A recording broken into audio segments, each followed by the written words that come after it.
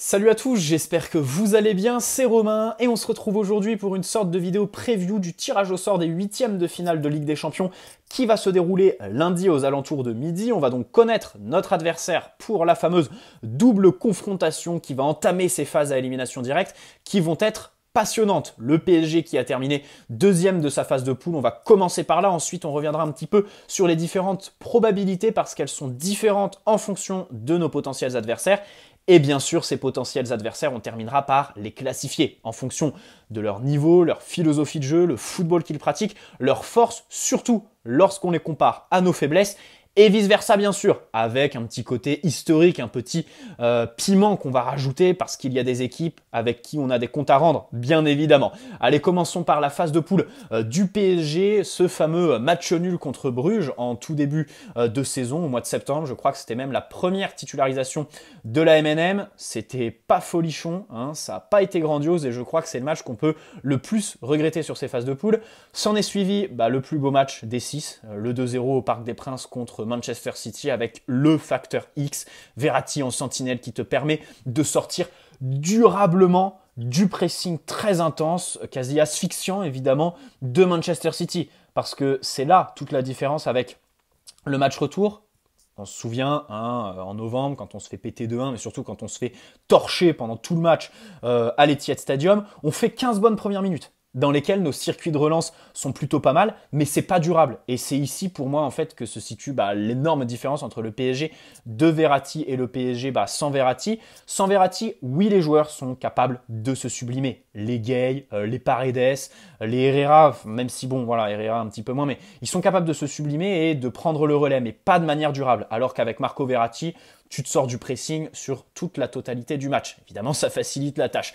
Devant, bon, on a vu qu'on a des attaquants qui ne font pas les efforts. On espère que pour les phases à élimination directe, ils se seront remis un petit peu en question, surtout qu'ils nous ont vendu quand même quasi à chaque match cette saison. C'est le point névralgique en fait de l'analyse du PSG.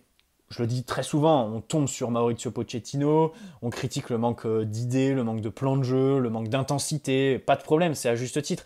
Mais encore une fois, la lecture des matchs est complètement différente à partir du moment où nos attaquants mettent toutes les occasions qu'ils ont lors des premières mi-temps. Contre Rennes, on perd 2-0, ils ouvrent le score juste avant de rentrer au vestiaire. Mais avant cela, il y a une barre de Messi, il y a plein de ratés de Kylian Mbappé, il y a même un raté de Neymar, de Messi dans le jeu. Bref, nos attaquants qui nous ont quand même pas mal vendus, c'est un petit peu tout l'enjeu en fait du PSG aujourd'hui, de la remise en question qu'il faut effectuer parce que ce serait trop ambitieux de demander au PSG d'imprimer un pressing comme le fait Liverpool, comme le fait le Bayern, comme le fait évidemment le Manchester City de Pep Guardiola. C'est trop ambitieux. Il faut essayer de se désaxer. On ne peut pas demander à Messi, Neymar, Mbappé d'aller couper les circuits de passe aussi haut et surtout le pire en fait. Chez ces trois-là, des fois, ils engagent du pressing. Des fois, ils se replient. Et le problème, c'est que quand ils engagent une course, ça, c'est visible quand ils vont faire du pressing. Une fois qu'ils sont éliminés par la passe, ils ne font pas le contre-effort. Et là, la course, même s'ils ont fait une moitié de course, elle perd toute sa valeur, puisque tu ne fais pas le contre-effort. Voilà, c'est ça que je reproche en matière de pressing à nos attaquants. Les deux matchs contre Leipzig, bon, il y en a qui ont résumé un petit peu notre phase de poule à l'erreur de Kimpembe dans le temps additionnel là-bas. Je trouve que c'est un petit peu dur par rapport à Kimpembe, qui fait un bon match à l'Etihad Stadium. Et le match aller, bon, c'est le changement de système à 3 défenseurs qui fait un petit peu la différence. Et puis le dernier contre Bruges, bon, c'était un petit peu un match, une métaphore parfaite un petit peu de nos matchs. Une grosse première mi-temps et puis après de la gestion, de la non-maîtrise, bien évidemment. Et voilà, le PSG qui termine deuxième. Alors évidemment, cette place de deuxième, pour moi, elle ne veut absolument rien dire. Parce qu'on l'a vu, on a un passé. On a de nombreuses fois terminé premier. On s'est entêté à aller terminer premier de notre poule. Pour au final avoir un parcours du combattant et une grosse équipe dès les huitièmes. Alors que notre deuxième avait un tirage un petit peu plus abordable, si on peut dire. Et ensuite, j'aimerais quand même signaler, il y en a beaucoup qui disent « Ouais, tirage pour le PSG ». Mais mettez-vous à la place des adversaires. Le PSG, on a collé 2-0 à City au Parc des Princes. L'année dernière, on va s'imposer au Bayern. On va en foutre 4 au Camp Nou, même si ce n'est pas le même Barça, bien évidemment. Donc, les adversaires savent très bien que le PSG est l'équipe à éviter. Dans notre pot, on est l'équipe qui est capable de battre n'importe qui, comme on est capable d'exploser contre n'importe qui. Et entre les deux, les probabilités, c'est du 50-50 évidemment. On sait tous que je fais une vidéo sur le tirage, mais en réalité, j'y crois pas trop à ma vidéo. Dans la mesure où je me suis dit, est-ce que tu allumes la caméra ou pas, sachant que le tirage, c'est rien du tout par rapport au fait que le PSG, sur des phases à élimination directe, ne dépend que de lui et pas du tout de l'adversaire. Sur le papier, on est supérieur à quasi tous nos adversaires en termes de talent, bien évidemment. Il y a aussi la question des blessures et surtout la question du collectif, du moment en fait. Est-ce que l'osmose, est-ce que la mayonnaise va prendre? Est-ce que les joueurs vont s'investir? Est-ce qu'on va avoir de la réussite aussi, hein? C'est ce qui a joué en notre faveur, il ne faut pas s'en cacher. Le facteur réussite pour Pochettino a été assez grand sur le parcours de la saison dernière. Le match retour contre Barcelone au Parc des Princes, voilà, le penalty que Navas t'arrête par exemple et qui t'évite une remontada quand même. Et le match aller à l'Allianz Arena bien évidemment. Donc voilà, le facteur chance pour le PSG. PSG qui ne dépend que de lui-même. Donc à côté de ça, le tirage, c'est pas très important. Mais quand même, je voulais quand même faire une vidéo parce que c'est intéressant. Alors, il y a du lourd pour nous, il y a évidemment du très très lourd. Mais surtout, des probabilités qui diffèrent. D'abord, énonçons-les. Les deux équipes dont nous avons le moins de chances de rencontrer, c'est l'Ajax et le Bayern Munich. Tous les deux, 13,5% de chances de les rencontrer.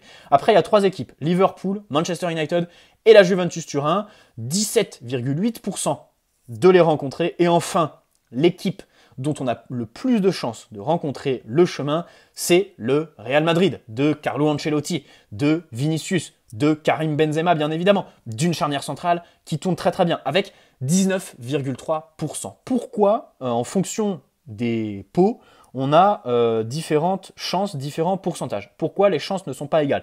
Vous savez très bien qu'il y a une règle, on n'a pas le droit d'affronter le premier de notre poule, pas le droit d'affronter en 8e l'équipe qu'on a affrontée en poule, et aussi pas le droit d'affronter une équipe de notre même pays. Donc par exemple, ce qui va faire des différences en fait entre certaines équipes, notamment au niveau des Anglais. Si on prend l'exemple de Chelsea, alors le but du Zénith à la dernière seconde nous a bien arrangé, parce que du coup, déjà on se tape la Juve plutôt que Chelsea dans ce groupe, et ça a augmenté un petit peu les chances, dans la mesure où Chelsea, si vous voyez les adversaires potentiels qu'ils ont par rapport au PSG, donc ils ont l'Ajax, le Bayern et le Real Madrid.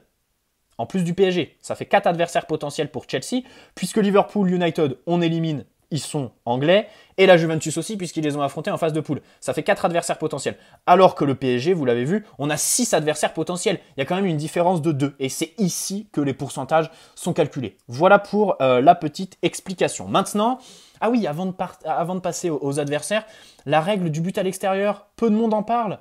Elle a été supprimée en juin dernier. L'UEFA l'a supprimée pour toutes ses compétitions.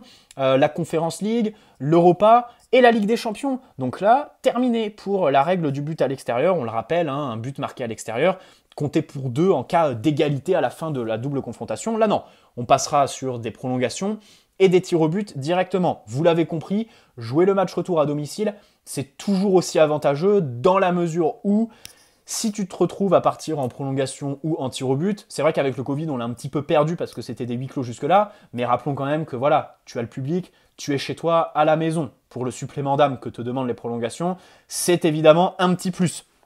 Pourquoi elle a été supprimée? D'ailleurs, elle a été supprimée parce que du coup, l'équipe qui joue à domicile était un petit peu poussée à jouer avec de la méfiance pour éviter de prendre ce fameux but qui donne un énorme avantage. Et aussi parce qu'à partir du moment, c'était rare du coup, à partir du moment où on partait en prolongation, une équipe qui marque en prolongation, alors qu'elle joue à l'extérieur, ça compte pour 2. Et du coup, l'équipe à domicile, sur une période de prolongation, doit marquer 2 buts pour égaliser un but de l'adversaire. C'est un petit peu déséquilibré. C'est une mesure qui est controversée. Ça va nous manquer, c'est vrai. Ça va de l'autre côté faire de ces phases à élimination directe une science un petit peu plus exacte en fait. Voilà, il ne va plus avoir de calcul en fait. Tu vas plus rien calculer. Ça laisse un petit peu plus de place au rectangle vert. En y regardant de plus près, ça me fait rien en fait. Je vais pas le regretter et je suis pas contre. Je vais pas le regretter et je suis pas contre. Et puis bon, c'est Ferrin, alors on sait tous que l'UEFA c'est un petit peu la dictature et tout le bordel, mais il a dit que les clubs, la majorité des membres et tout ça étaient un petit peu favorables à ça. Bref, ceci étant dit, passons à nos adversaires. Classons nos adversaires potentiels du plus facile au plus difficile. Les plus faciles, j'en ai sélectionné 2. D'abord la Juventus de Massimiliano Allegri, qui peine à se retrouver en ce début de saison. Dybala est très fort.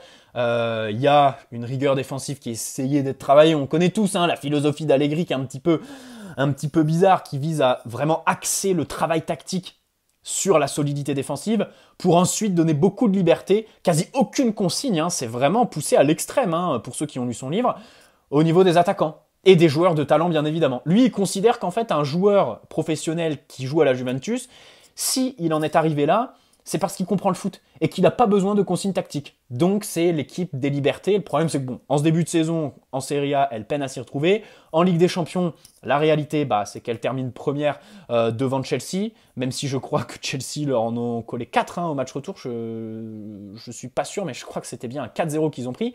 Mais dans tous les cas, c'est un énorme coup. Et il y a fort à parier sur le fait que Allegri soit beaucoup plus solide au mois de février que maintenant. On sait tous que c'est un entraîneur qui a besoin de temps, il a déjà prouvé par le passé, je crois que c'était lors d'un de ses premiers passages, le début de saison est cataclysmique, et après, ils se reprennent. Voilà, Allegri, c'est quelqu'un qui a besoin de temps, mais sur une saison. Donc, mais dans tous les cas, ça reste une équipe qui est tout à fait abordable. Pour moi, c'est une équipe facile, parce qu'en plus, il y a le prestige, à la différence de l'Ajax Amsterdam, et ça, j'y reviendrai un petit peu plus tard. Et aussi, on a des comptes à rendre à la Juventus. D'abord parce que on les a affrontés à quelques reprises, mais c'est un passé qui est très lointain, ça remonte. Et surtout parce que du coup, comme c'est un passé lointain, ça permettrait un petit peu de changer par rapport aux autres. Le Real, on les a déjà affrontés, le Bayern pareil, Manchester United pareil. Manchester United, justement, je les mets sur le même pied d'égalité que la Juventus.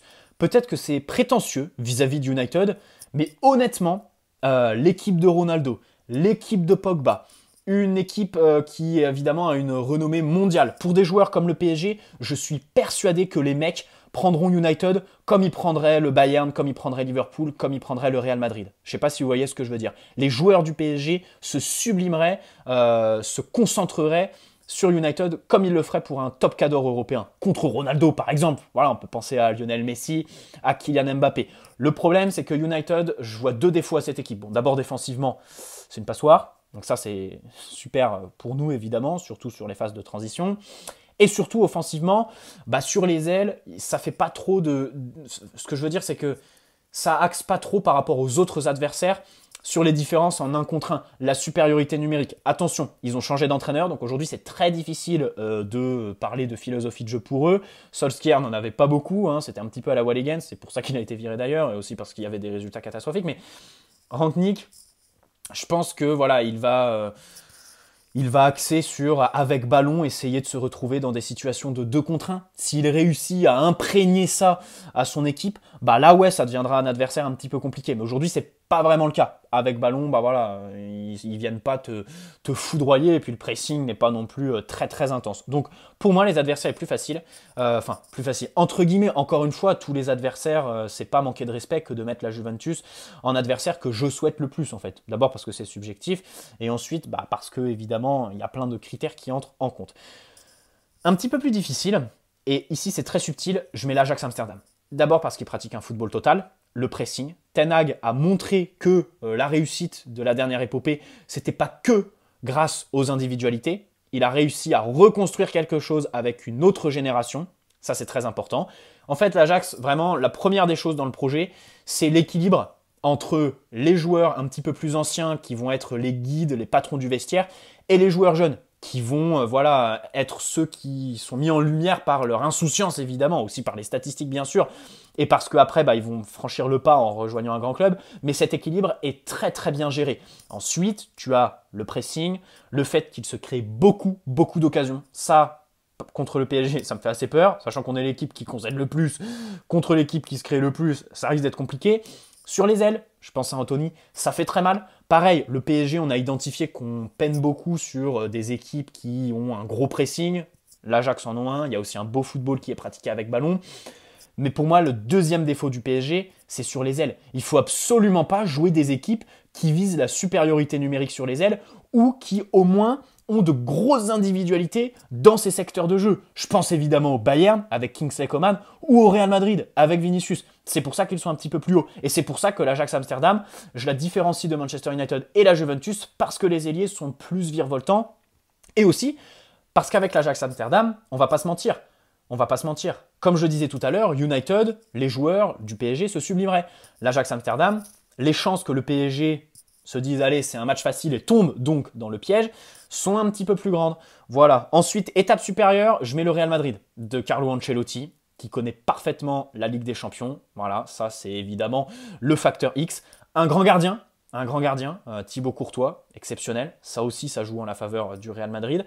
Un milieu de terrain qui, avec ballon, risque de nous bouffer. Mais encore une fois, contre les plus grosses équipes, il y a aussi la question en fait du milieu de terrain, des absences ou pas. Si on fait la double confrontation avec Marco Verratti, personnellement, affronter Liverpool, ça me dérange pas en fait. Tu vois ce que je veux dire? Parce que je sais pertinemment qu'on va sortir du pressing. Et que grâce à Marco Verratti, on va se créer des occasions. Que grâce à Marco Verratti, nos trois devants, dans les 30 derniers mètres, ils seront lucides. Alors que sans Marco Verratti, je préfère jouer une équipe qui met un petit peu moins de pressing. Mais bref, le Real Madrid, comme je disais, alors Karim Benzema pour moi, c'est pas celui qui me fait le plus peur.